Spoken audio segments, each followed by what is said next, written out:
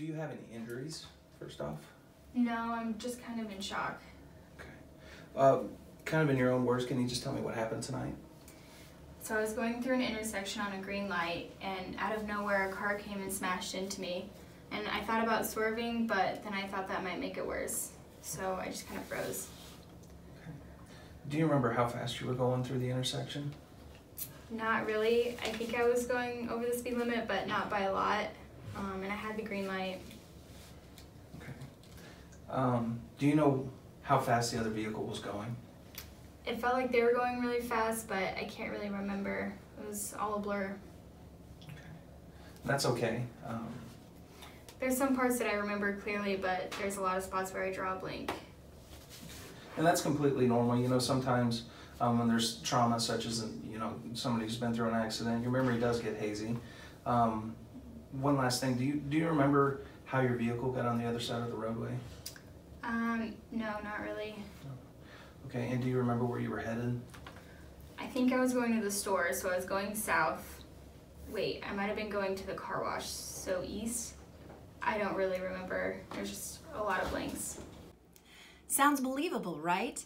The woman was hit by another car that ran a red light. A car wreck is traumatic, and it's understandable why she didn't remember every single detail. Now let's look at another scenario. Do you have any injuries? I don't think so. I'm just kind of in shock. Kind of in your own words, can you just tell me what happened tonight? So my friends and I went to a party, and we met this guy, and we kind of hit it off, and we're hanging out all night. The party was kind of boring, so we left the party to go to his place to hang out some more, and he ended up forcing me to have sex with him. Okay. Can you please describe how he forced you to have sex with him? A lot of it's a blur. I don't really remember, but I know we were making out, and that's all that I wanted to do. And he tried taking my clothes off, and I told him to stop. And then I just kind of froze. I don't really remember a lot after that, but I know that he held me down and was on top of me. Okay. Do you remember how much you had to drink? A couple beers, but I wasn't even buzzed. Okay. And do you know about how long you were at his apartment? Maybe an hour. I don't really remember. A lot of it's a blur. And that's completely normal. You know, sometimes when there's been trauma such as a sexual assault, your memory does get hazy. But one more thing, do you remember how you got home? I don't remember how I got my clothes on, but I vaguely remember leaving his apartment and calling my friends to come pick me up.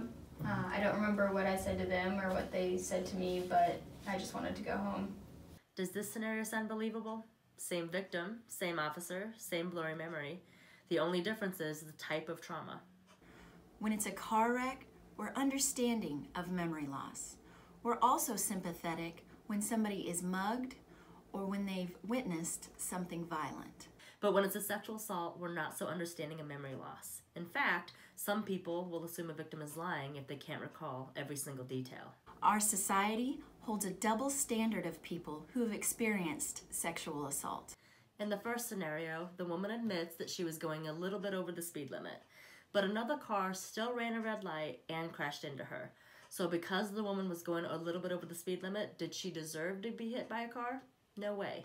And in the second scenario, the woman admits to having a couple of beers.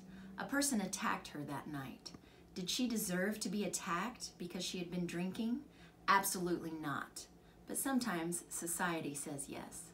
Society might also say that she deserved it because of the clothes that she was wearing, or they'll ask what she expected to happen after she went home with the person who ended up attacking her. But that's like telling the car wreck victim that she deserved to get hit because of her clothes, or that she should have expected to be in a wreck because she got in her car and chose to drive that night. Again, society holds a double standard of people who have been sexually assaulted. Out of 1,000 rapes, only 230 of them are reported, and only 5 lead to felony conviction. Why don't victims report sexual assault? Shame? Fear of being blamed? Why will only 5 out of 230 perpetrators be convicted? Because we make up the jury that convicts, and we are too busy convicting the victim.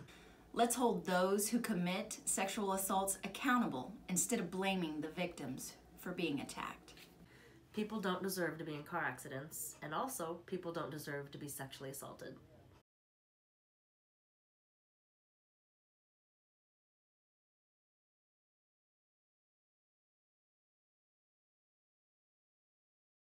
The script for this video was inspired by our Nottoway County Prosecuting Attorney Bob Rice. Appearances by Stacey Allen, Volunteer Coordinator and Victim Advocate, and Megan Cosman, Court and Victim Advocate of the Children and Family Center. Also appearances by Lieutenant Amanda Cullen and Criminal Investigator Kyle Hoyt at Northwest Missouri State University Police Department.